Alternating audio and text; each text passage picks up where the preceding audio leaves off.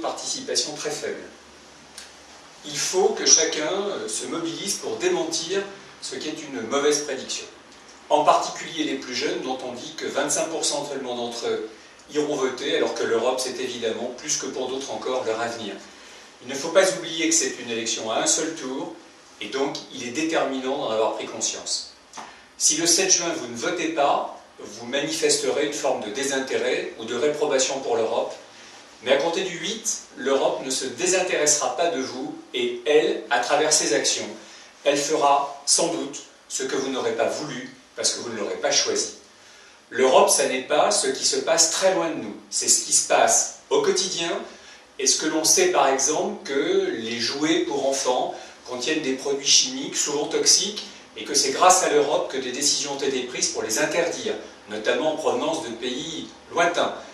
En même temps, c'est le développement de la politique agricole dont la France a longtemps et peut encore longtemps bénéficier. Ce sont des développements structurels pour l'aménagement de notre territoire. L'Europe, c'est tout ça en même temps. Certains pensent que c'est peu, en réalité c'est beaucoup, pour notre vie courante. Mais l'Europe, c'est plus que cela.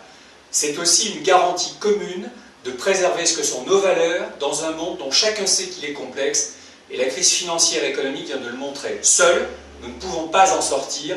Prétendre autre chose, c'est jouer avec les citoyens.